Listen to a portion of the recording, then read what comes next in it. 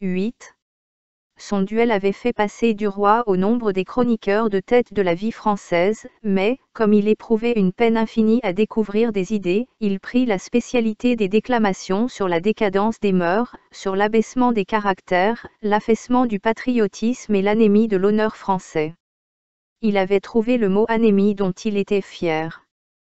Et quand Madame de Marelle, pleine de cet esprit gouailleur, sceptique et gobercon appelle l'esprit de Paris, se moquait de ces tirades qu'elle crevait d'une épigramme, il répondait en souriant, « Bah, ça me fait une bonne réputation pour plus tard. » Il habitait maintenant rue de Constantinople, où il avait transporté sa malle, sa brosse, son rasoir et son savon, ce qui constituait son déménagement. 2 ou 3 fois par semaine, la jeune femme arrivait avant qu'il fût levé, se déshabillait en une minute et se glissait dans le lit, toute frémissante du froid du dehors. Du roi, par contre, dînait tous les jeudis dans le ménage et faisait la cour au mari en lui parlant agriculture, et comme il aimait lui-même les choses de la terre, ils s'intéressaient parfois tellement tous les deux à la causerie qu'ils oubliaient tout à fait leur femme sommeillant sur le canapé. Laurine aussi s'endormait, tantôt sur les genoux de son père, tantôt sur les genoux de Bel-Ami. Et quand le journaliste était parti, Monsieur de Marelle ne manquait point de déclarer avec ce ton doctrinaire dont il disait les moindres choses, « Ce garçon est vraiment fort agréable. Il a l'esprit très cultivé. » Février touchait à sa fin. On commençait à sentir la violette dans les rues en passant le matin auprès des voitures traînées par les marchandes de fleurs. Du roi vivait sans un nuage dans son ciel. Or, une nuit, comme il rentrait, il trouva une lettre glissée sous sa porte. Il regarda le timbre et il vit Cannes. L'ayant ouverte, il lut. Cannes, Villa Jolie. Cher monsieur et ami, vous m'avez dit, n'est-ce pas, que je pouvais compter sur vous en tout. Eh bien, j'ai à vous demander un cruel service, c'est de venir m'assister, de ne pas me laisser seul au dernier moment de Charles qui va mourir. Il ne passera peut-être pas la semaine, bien qu'il se lève encore, mais le médecin m'a prévenu. Je n'ai plus la force ni le courage de voir cette agonie jour et nuit. Et je songe avec terreur au dernier moment qui approche. Je ne puis demander une pareille chose qu'à vous, car mon mari n'a plus de famille. Vous étiez son camarade, il vous a ouvert la porte du journal. Venez, je vous en supplie. Je n'ai personne à appeler. Croyez-moi votre camarade toute dévouée. Madeleine Forestier. Un singulier sentiment entra comme un souffle d'air au cœur de Georges, un sentiment de délivrance, d'espace qui s'ouvrait devant lui, et il murmura, « Certes, j'irai. » Ce pauvre Charles. Ce que c'est que de nous, tout de même. Le patron, à qui il communiqua la lettre de la jeune femme, donna en grognant son autorisation. Il répétait. Mais revenez vite, vous nous êtes indispensables. Georges Duroy partit pour Cannes le lendemain par le rapide de 7 heures, après avoir prévenu le ménage de Marelle par un télégramme. Il arriva, le jour suivant, vers 4 heures du soir. Un commissionnaire le guide vers la Villa Jolie, bâtie à mi-côte, dans cette forêt de sapins peuplée de maisons blanches, qui va du Canet au golfe Juan. La maison était petite, basse, de style italien, au bord de la route qui monte en zigzag à travers les arbres, montrant à chaque détour d'admirables points de vue. Le domestique ouvrit la porte et s'écria. « Oh! Monsieur, madame vous attend avec bien de l'impatience. » Duroy demanda. « Comment va votre maître? »« Oh! Pas bien, monsieur. Il n'en a pas pour longtemps. » Le salon où le jeune homme entra était tendu de perse rose à dessins bleus. La fenêtre, large et haute, donnait sur la ville et sur la mer. Duroy murmurait, « Bigre, c'est chic ici comme maison de campagne. Où diable prennent-ils tout cet argent-là ?» Un bruit de robe le fit se retourner. Madame Forestier lui tendait les 2 mains, « Comme vous êtes gentil, comme c'est gentil d'être venu. » Et brusquement elle l'embrassa. Puis ils se regardèrent. Elle était un peu pâlie, un peu maigrie, mais toujours fraîche, et peut-être plus jolie encore avec son air plus délicat. Elle murmura. « Il est terrible, voyez-vous, il se s'est perdu et il me tyrannise atrocement. Je lui ai annoncé votre arrivée. Mais où est votre mal? Du roi répondit. Je l'ai laissé au chemin de fer, ne sachant pas dans quel hôtel vous me conseilleriez de descendre pour être près de vous. Elle hésita, puis reprit. Vous descendrez ici, dans la villa. Votre chambre est prête, du reste. Il peut mourir d'un moment à l'autre, et si cela arrivait la nuit, je serais seul. J'enverrai chercher votre bagage. Il s'inclina. Comme vous voudrez. Maintenant, Maan Turns, dit-elle. Il la suivit. Elle ouvrit une porte au premier étage, et Duroy aperçut auprès d'une fenêtre, assis dans un fauteuil et enroulé dans des couvertures, livide sous la clarté rouge du soleil couchant, une espèce de cadavre qui le regardait. Il le reconnaissait à peine, il devina plutôt que c'était son ami. On sentait dans cette chambre la fièvre, la tisane, l'éther, le goudron, cette odeur innommable et lourde des appartements où respire un poitrinaire. Forestier souleva sa main d'un geste pénible et lent. « Te voilà, dit-il, tu viens me voir mourir.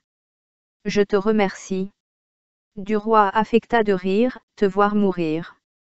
Ce ne serait pas un spectacle amusant, et je ne choisirais point cette occasion-là pour visiter Cannes.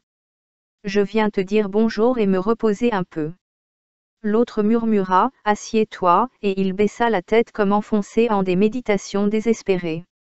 Il respirait d'une façon rapide, essoufflé, et parfois poussait une sorte de gémissement, comme s'il eût voulu rappeler aux autres combien il était malade.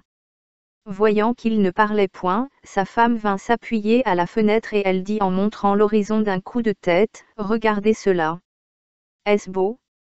En face d'eux, la côte semée de villas descendait jusqu'à la ville qui était couchée le long du rivage en demi-cercle, avec sa tête à droite vers la jetée que dominait la vieille cité surmontée d'un vieux beffroi, et ses pieds à gauche à la pointe de la Croisette, en face des îles de l'Airain.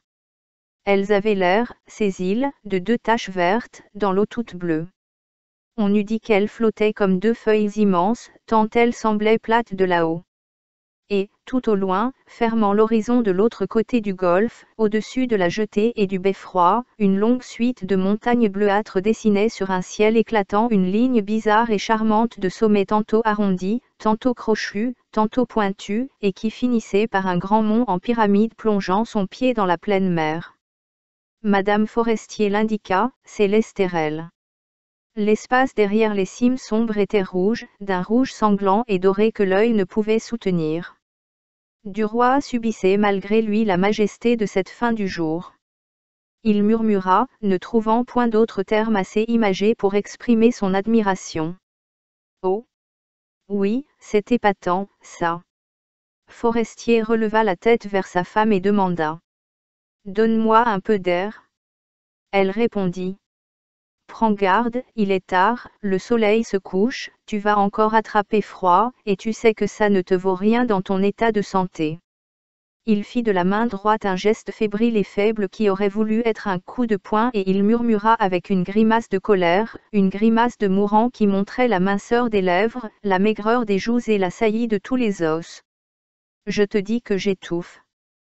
Qu'est-ce que ça te fait que je meure un jour plus tôt ou un jour plus tard, puisque je suis foutue.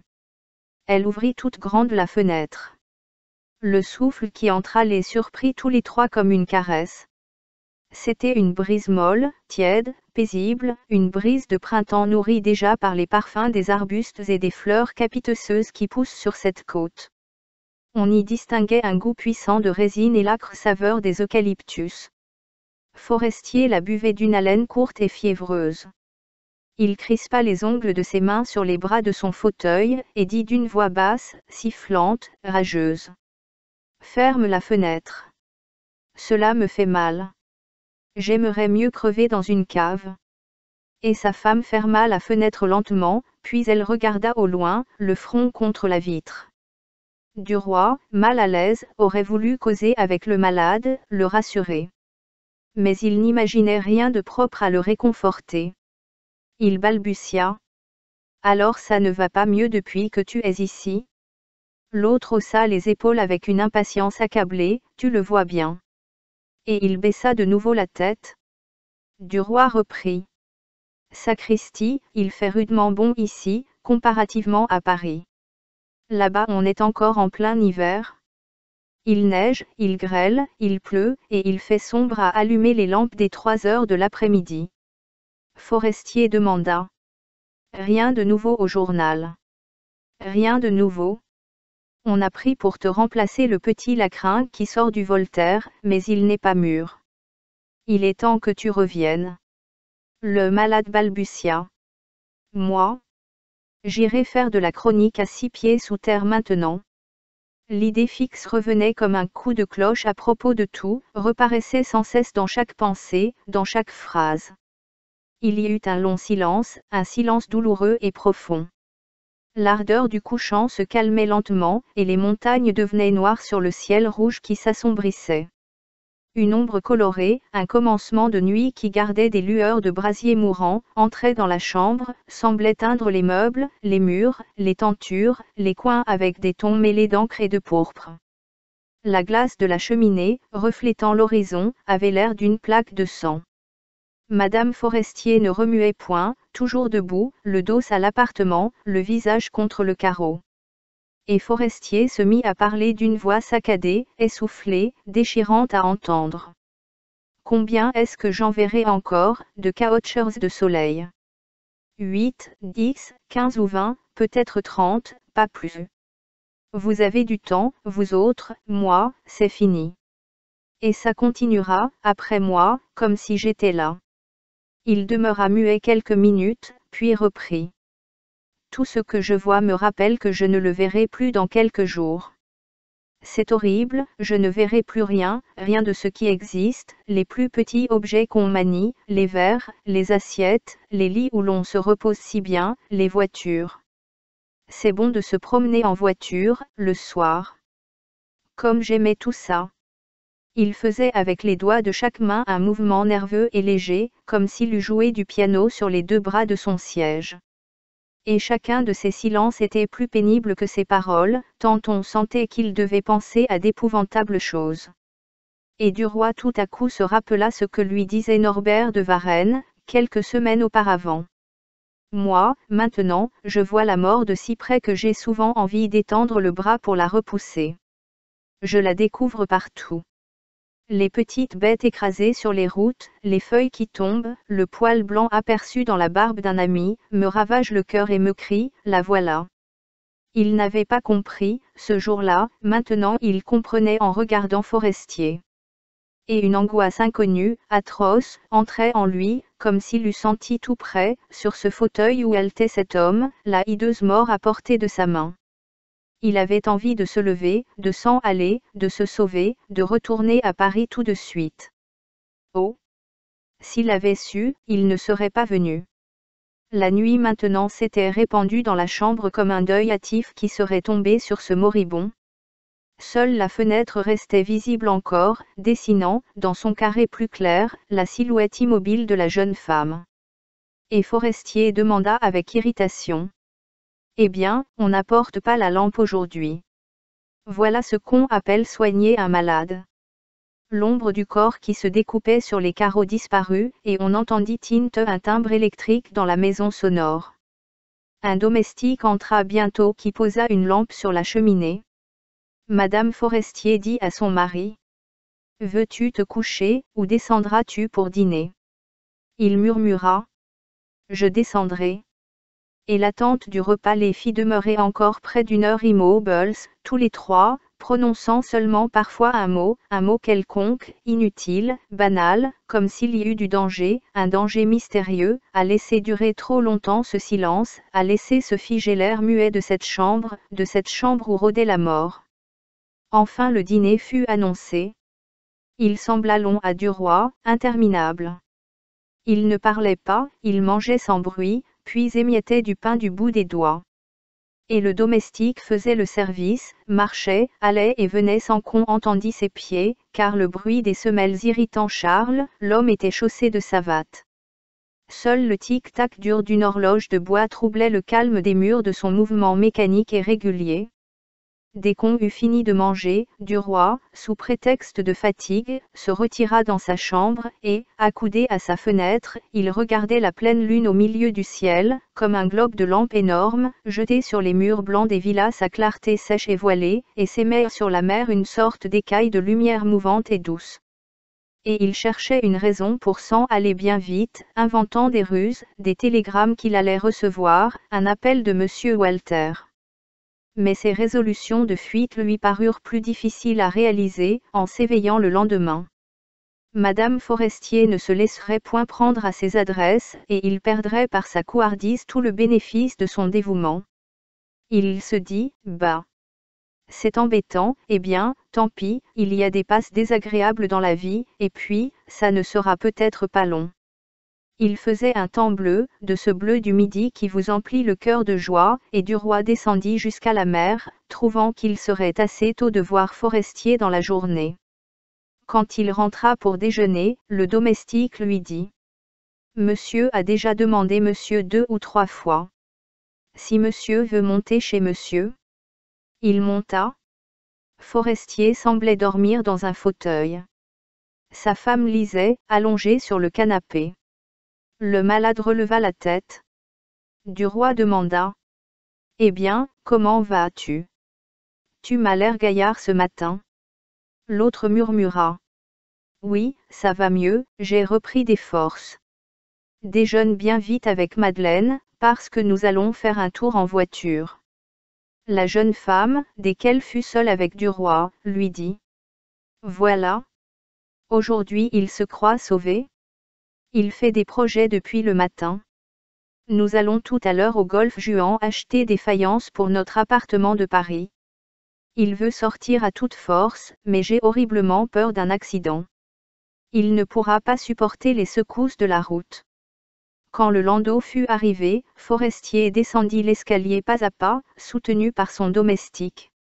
Mais dès qu'il aperçut la voiture, il voulut qu'on la découvrît.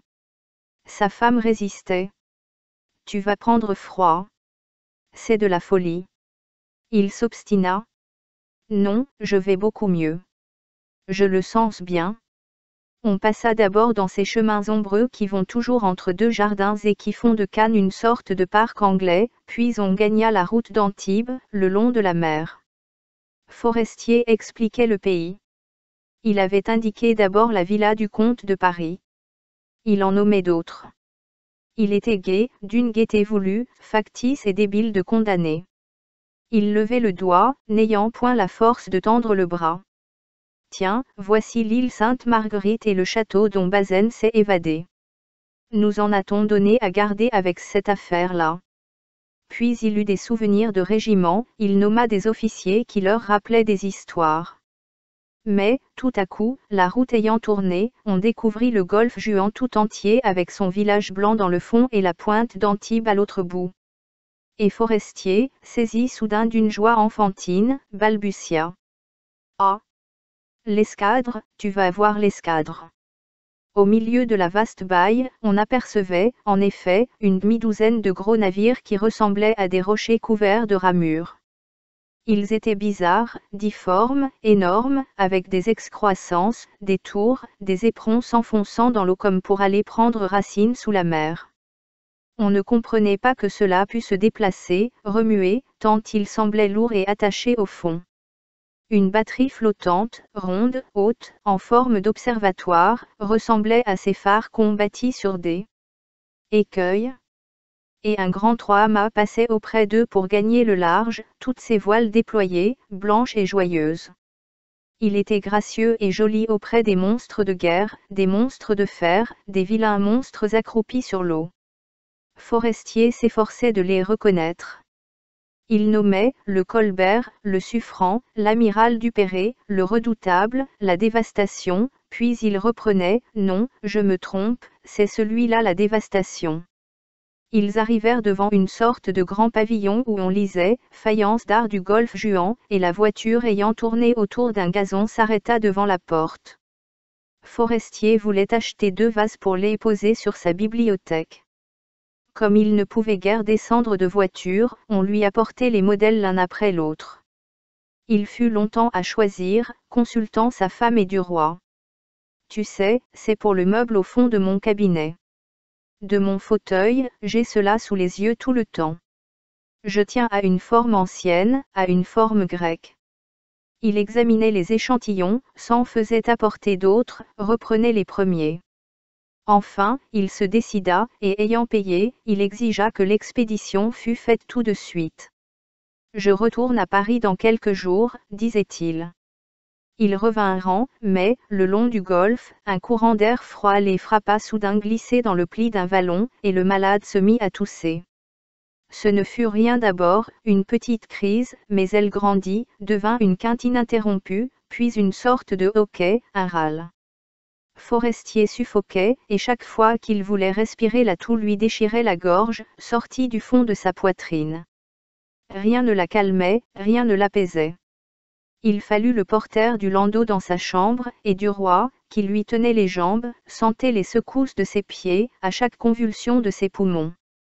La chaleur du lit n'arrêta point l'accès qui dura jusqu'à minuit, puis les narcotiques, enfin, engourdirent les spasmes mortels de la toux.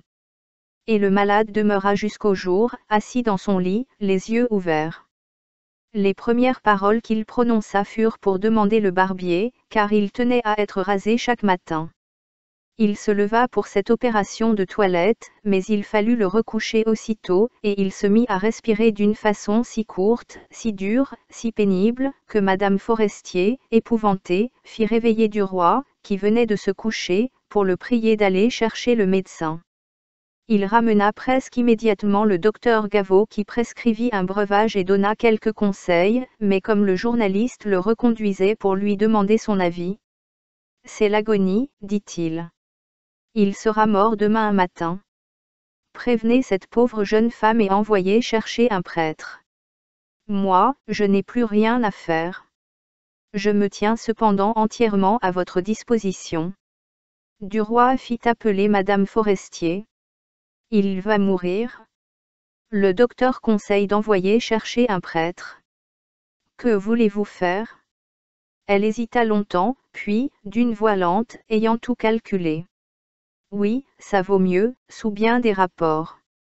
Je vais le préparer, lui dire que le curé désire le voir. Je ne sais quoi, enfin. Vous seriez bien gentil, vous, d'aller m'en chercher un curé, et de le choisir. Prenez-en un qui ne nous fasse pas trop de simagrées. Tâchez qu'il se contente de la confession, et nous tienne quitte du reste.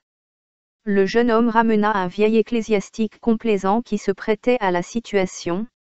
Dès qu'il fut entré chez l'agonisant, Madame Forestier sortit, et s'assit, avec du roi, dans la pièce voisine. Ça l'a bouleversé, dit-elle. Quand j'ai parlé d'un prêtre, sa figure a pris une expression épouvantable comme s'il avait senti, un souffle, vous savez. Il a compris que c'était fini, enfin, et qu'il fallait compter les heures. Elle était fort pâle. Elle reprit. Je n'oublierai jamais l'expression de son visage. Certes, il a vu la mort à ce moment-là. Il l'a vue. Ils entendaient le prêtre, qui parlait un peu haut, étant un peu sourd, et qui disait. Mais non, vous n'êtes pas si bas que ça. Vous êtes malade, mais nullement en danger. Et la preuve c'est que je viens en ami, en voisin. Ils ne distinguèrent pas ce que répondit Forestier. Le vieillard reprit.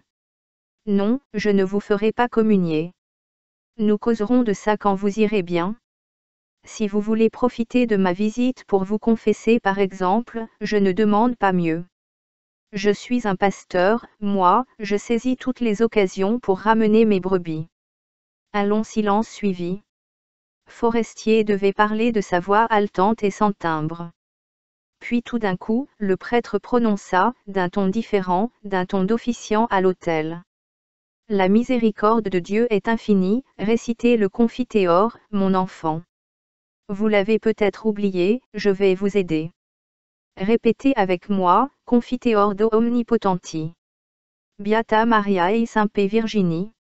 Il s'arrêtait de temps en temps pour permettre au moribond de le rattraper. Puis il dit. Maintenant, confessez-vous. La jeune femme et du roi ne remuaient plus, saisis par un trouble singulier, émus d'une attente anxieuse. Le malade avait murmuré quelque chose. Le prêtre répéta. Vous avez eu des complaisances coupables, de quelle nature, mon enfant? La jeune femme se leva, et dit simplement. Descendons un peu au jardin. Il ne faut pas écouter ses secrets. Et ils allèrent s'asseoir sur un banc, devant la porte, au-dessous d'un rosier fleuri, et derrière une corbeille d'œillets qui répandait dans l'air pur son parfum puissant et doux. Du roi, après quelques minutes de silence, demanda. Est-ce que vous tarderez beaucoup à rentrer à Paris? Elle répondit. Oh! Non. Dès que tout sera fini je reviendrai. Dans une dizaine de jours? Oui, au plus. Il reprit. Il n'a donc aucun parent. Aucun, sauf des cousins. Son père et sa mère sont morts comme il était tout jeune. Ils regardaient tous deux un papillon cueillant sa vie sur les œillets, allant de l'un à l'autre avec une rapide palpitation des ailes qui continuaient à battre lentement quand il s'était posé sur la fleur. Et ils restèrent longtemps silencieux. Le domestique vint les prévenir que monsieur le curé avait fini. Et ils remontèrent ensemble. Forestier semblait avoir encore maigri depuis la veille. Le prêtre lui tenait la main. Au revoir, mon enfant, je reviendrai demain matin. Et il s'en alla. Dès qu'il fut sorti, le moribond, qui haletait, essaya de soulever ses deux mains vers sa femme et il bégaya. Sauve-moi, ma chérie, je ne veux pas mourir, je ne veux pas mourir. Oh! Sauvez-moi! Dites ce qu'il faut faire, allez chercher le médecin. Je prendrai ce qu'on voudra. Je ne veux pas. Je ne veux pas. Il pleurait. De grosses larmes coulaient de ses yeux sur ses joues décharnées, et les coins maigres de sa bouche se plissaient comme ceux des petits enfants qui ont du chagrin. Alors ses mains retombées sur le lit commencèrent un mouvement continu, lent et régulier, comme pour recueillir quelque chose sur les draps. Sa femme qui se mettait à pleurer aussi balbutiait. Mais non, ce n'est rien. C'est une crise, demain tu iras mieux, tu t'es fatigué hier avec cette promenade. L'haleine de Forestier était plus rapide que celle d'un chien qui vient de courir, si pressée qu'on ne la pouvait point compter, et si faible qu'on l'entendait à peine. Il répétait toujours. Je ne veux pas mourir. Oh! Mon Dieu, mon Dieu, mon Dieu, qu'est-ce qui va m'arriver? Je ne verrai plus rien, jamais. Oh! Mon Dieu! Il regardait devant lui quelque chose d'invisible pour les autres et de hideux, dont ses yeux fixes reflétaient l'épouvante. Ses deux mains continuaient ensemble leur geste horrible et fatigant. Soudain il tressaillit d'un frisson brusque qu'on vit courir d'un bout à l'autre de son corps et il balbutia. Le cimetière, moi, mon Dieu. Et il ne parla plus. Il restait immobile, hagard et haletant. Le temps passait, midi sonna à l'horloge d'un couvent voisin. Du roi sortit de la chambre pour aller manger un peu. Il revint une heure plus tard. Madame Forestier refusa de rien prendre. Le malade n'avait point bougé. Il traînait toujours ses doigts maigres sur le drap comme pour le ramener vers sa face. La jeune femme était assise dans un fauteuil, au pied du lit. Du roi en prit un autre à côté d'elle, et ils attendirent en silence. Une garde était venue, envoyée par le médecin, elle sommeillait près de la fenêtre. Du roi lui-même commençait à s'assoupir quand il eut la sensation que quelque chose survenait. Il ouvrit les yeux juste à temps pour voir Forestier fermer les siens comme deux lumières qui s'éteignent. Un petit hoquet agita la gorge du mourant, et deux filets de sang apparurent au coin de sa bouche, puis coulèrent sur sa chemise. Ses mains cessèrent leur hideuse promenade. Il avait fini de respirer. Sa femme comprit, et, poussant une sorte de cri, elle s'abattit sur les genoux en sanglotant dans le drap. Georges, surpris et effaré, fit machinalement le signe de la croix. La garde, s'étant réveillée, s'approcha du lit. Ça y est, dit-elle. Et du roi qui reprenait son sang-froid murmura, avec un soupir de délivrance, ça a été moins long que je n'aurais cru.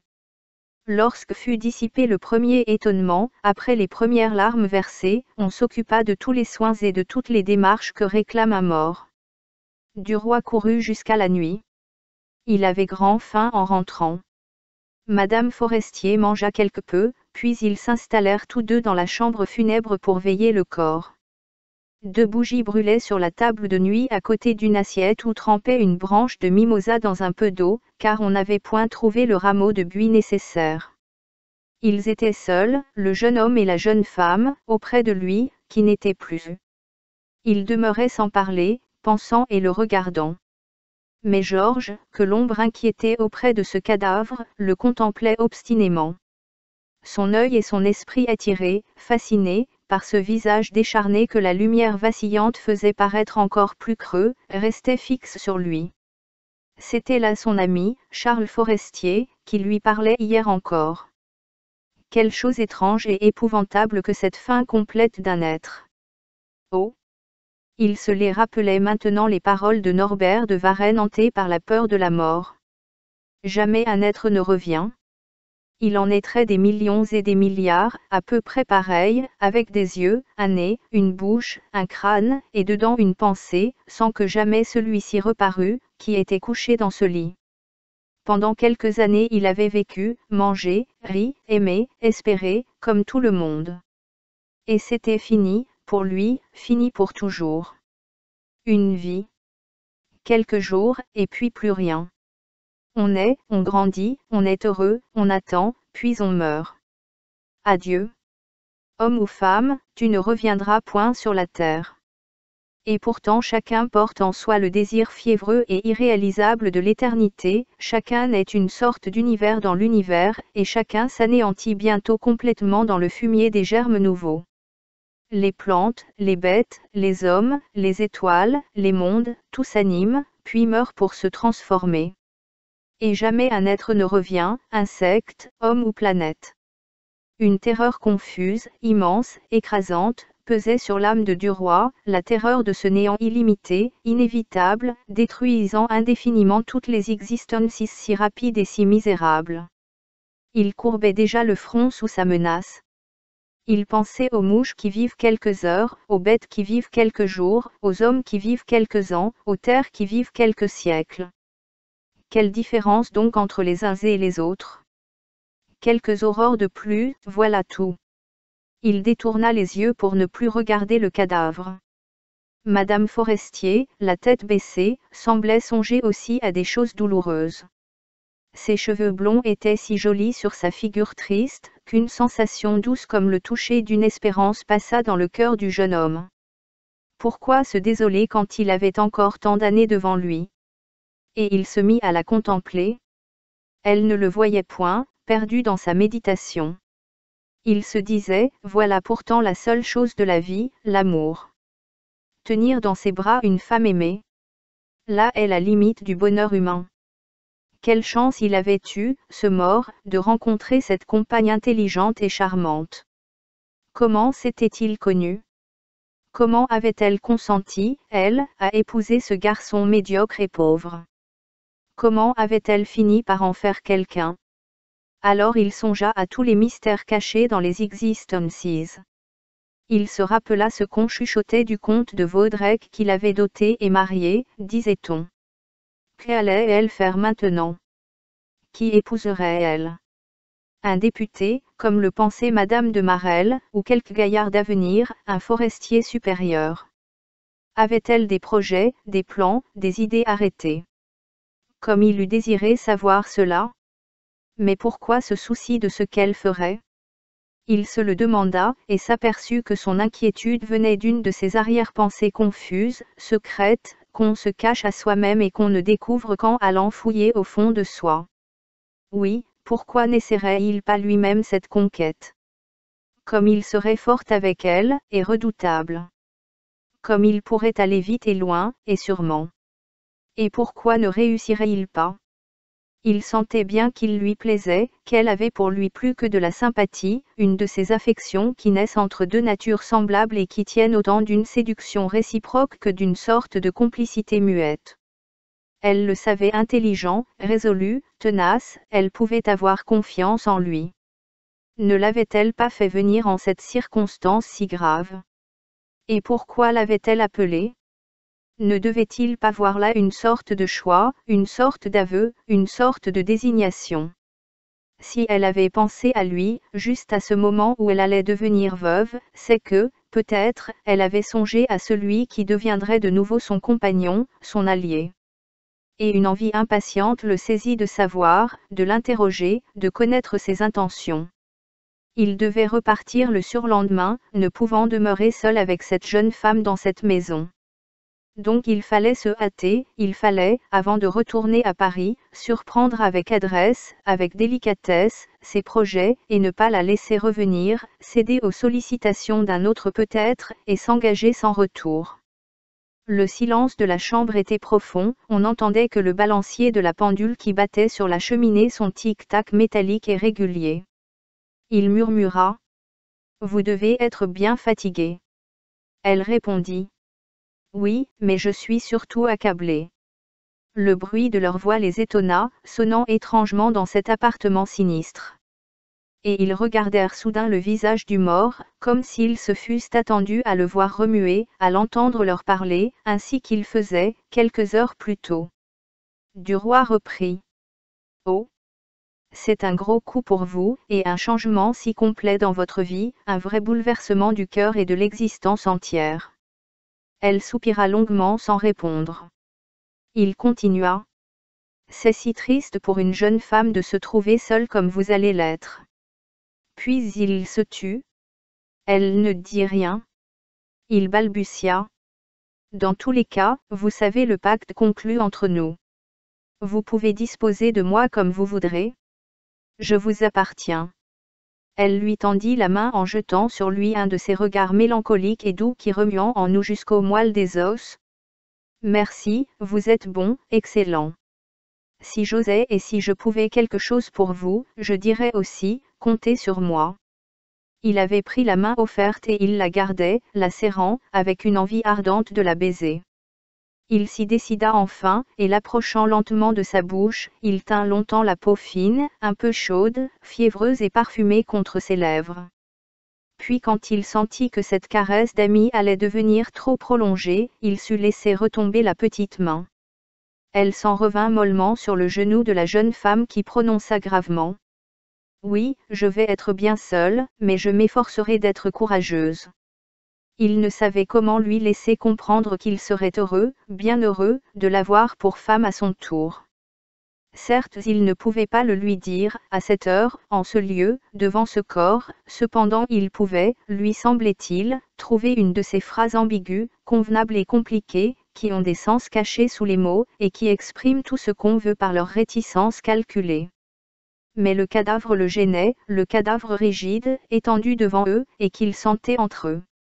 Depuis quelque temps d'ailleurs il croyait saisir dans l'air enfermé de la pièce une odeur suspecte, une haleine pourrie, venue de cette poitrine décomposée, le premier souffle de charogne que les pauvres morts couchés en leur lit jettent aux parents qui les veillent, souffle horrible dont ils emplissent bientôt la boîte creuse de leur cercueil. Duroy demanda. « Ne pourrait-on ouvrir un peu la fenêtre? Il me semble que l'air est corrompu. » Elle répondit. « Mais oui. Je venais aussi de m'en apercevoir. » Il alla vers la fenêtre et l'ouvrit. Toute la fraîcheur parfumée de la nuit entra, troublant la flamme des 2 bougies allumées auprès du lit.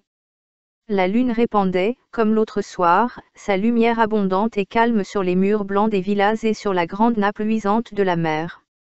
Duroy, respirant à plein poumon, se sentit brusquement assailli d'espérance, comme soulevé par l'approche frémissante du bonheur. Il se retourna. « Venez donc prendre un peu le frais, dit-il, il fait un temps admirable. » Elle s'en vint tranquillement et s'accouda près de lui. Alors il murmura, à voix basse. « Écoutez-moi, et comprenez bien ce que je veux vous dire. Ne vous indignez pas, surtout, de ce que je vous parle d'une pareille chose en un semblable moment, mais je vous quitterai après-demain, et quand vous reviendrez à Paris il sera peut-être trop tard. Voilà. Je ne suis qu'un pauvre diable sans fortune et dont la position est à faire, vous le savez. mais j'ai de la volonté, quelque intelligence à ce que je crois, et je suis en route, en bonne route. Avec un homme arrivé on sait ce qu'on prend, avec un homme qui commence on ne sait pas où il ira.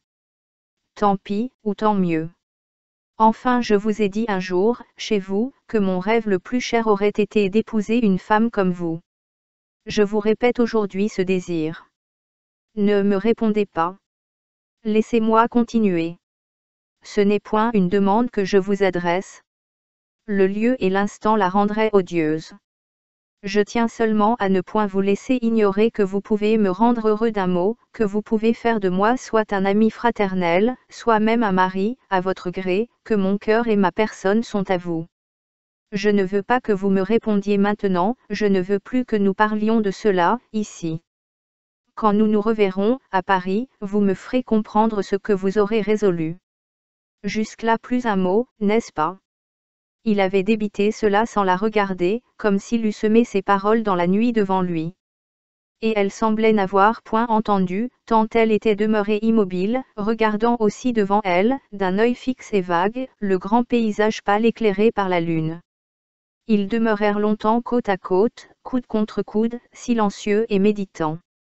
Puis elle murmura. Il fait un peu froid, et, s'étant retournée, elle revint vers le lit. Il la suivit.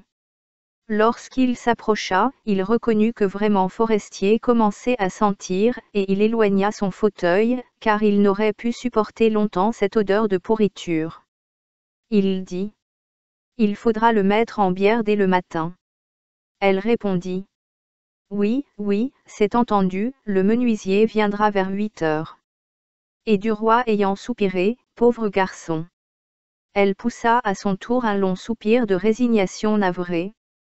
Il le regardait moins souvent, accoutumé déjà à l'idée de cette mort, commençant à consentir mentalement à cette disparition qui, tout à l'heure encore, les révoltait et les indignait, eux qui étaient mortels aussi. Il ne parlait plus, continuant à veiller d'une façon convenable, sans dormir. Mais, vers minuit, Duroy s'assoupit le premier. Quand il se réveilla, il vit que Madame Forestier sommeillait également, et ayant pris une posture plus commode, il ferma de nouveau les yeux en grommelant, « Sacristi. On est mieux dans ses draps, tout de même. » Un bruit soudain le fit tressauter. La garde entrait. Il faisait grand jour. La jeune femme, sur le fauteuil en face, semblait aussi surprise que lui. Elle était un peu pâle, mais toujours jolie, fraîche, gentille, malgré cette nuit passée sur un siège. Alors, ayant regardé le cadavre, Duroy tressaillit et s'écria, « Oh ! Sa barbe !» Elle avait poussé, cette barbe, en quelques heures, sur cette chair qui se décomposait, comme elle poussait en quelques jours sur la face d'un vivant. Et il demeurait effaré par cette vie qui continuait sur ce mort, comme devant un prodige affreux, devant une menace surnaturelle de résurrection, devant une des choses anormales, effrayantes qui bouleversent et confondent l'intelligence. Ils allèrent ensuite tous les deux se reposer jusqu'à 11 heures. Puis ils mirent Charles au cercueil, et ils se sentirent aussitôt allégés, rassérénés. Ils s'assirent en face l'un de l'autre pour déjeuner avec une envie éveillée de parler de choses consolantes, plus gaies, de rentrer dans la vie, puisqu'ils en avaient fini avec la mort. Par la fenêtre, grande ouverte, la douce chaleur du printemps entrait, apportant le souffle parfumé de la corbeille d'œillets fleuris devant la porte. Madame Forestier proposa à Duroy de faire un tour dans le jardin, et ils se mirent à marcher doucement autour du petit gazon en respirant avec délice l'air tiède plein de l'odeur des sapins et des eucalyptus. Et tout à coup, elle lui parla, sans tourner la tête vers lui, comme il avait fait pendant la nuit, là-haut. Elle prononçait les mots lentement, d'une voix basse et sérieuse. Écoutez, mon cher ami, j'ai bien réfléchi, déjà, à ce que vous m'avez proposé, et je ne veux pas vous laisser partir sans vous répondre un mot. Je ne vous dirai, d'ailleurs, ni oui ni non. Nous attendrons, nous verrons, nous nous connaîtrons mieux. Réfléchissez beaucoup de votre côté. N'obéissez pas à un entraînement trop facile. Mais, si je vous parle de cela, avant même que ce pauvre Charles soit descendu dans sa tombe, c'est qu'il importe, après ce que vous m'avez dit, que vous sachiez bien qui je suis, afin de ne pas nourrir plus longtemps la pensée que vous m'avez exprimée, si vous n'êtes pas d'un caractère à me comprendre et à me supporter. Comprenez-moi bien. Le mariage pour moi n'est pas une chaîne, mais une association. J'entends être libre, tout à fait libre de mes actes, de mes démarches, de mes sorties, toujours. Je ne pourrai tolérer ni contrôle, ni jalousie, ni discussion sur ma conduite.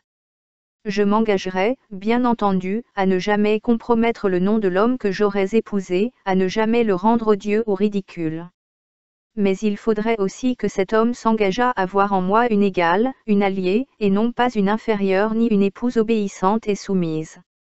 Mes idées, je le sais, ne sont pas celles de tout le monde, mais je n'en changerai point. Voilà. J'ajoute aussi, ne me répondez pas, ce serait inutile et inconvenant. Nous nous reverrons et nous reparlerons peut-être de tout cela, plus tard. Maintenant, allez faire un tour. Moi je retourne près de lui. À ce soir. Il lui baisa longuement la main et s'en alla sans prononcer un mot. Le soir, ils ne se virent qu'à l'heure du dîner. Puis ils montèrent à leur chambre, étant tous deux brisés de fatigue. Charles Forestier fut enterré le lendemain, sans aucune pompe, dans le cimetière de Cannes. Et Georges Duroy voulut prendre le rapide de Paris qui passe à 1h30. Madame Forestier l'avait conduit à la gare. Il se promenait tranquillement sur le quai, en attendant l'heure du départ, et parlait de choses indifférentes. Le train arriva, très court, un vrai rapide, n'ayant que 5 wagons. Le journaliste choisit sa place, puis redescendit pour causer encore quelques instants avec elle, saisi soudain d'une tristesse, d'un chagrin, d'un regret viol de la quitter, comme s'il allait la perdre pour toujours. Un employé criait « Marseille, Lyon, Paris, en voiture ». Duroy monta, puis s'accouda à la portière pour lui dire encore quelques mots. La locomotive siffla et le convoi doucement se mit en marche. Le jeune homme, penché hors du wagon, regardait la jeune femme immobile sur le quai et dont le regard le suivait. Et soudain, comme il allait la perdre de vue, il prit avec ses 2 mains un baiser sur sa bouche pour le jeter vers elle. Elle le lui renvoya d'un geste plus discret, hésitant, ébauché seulement.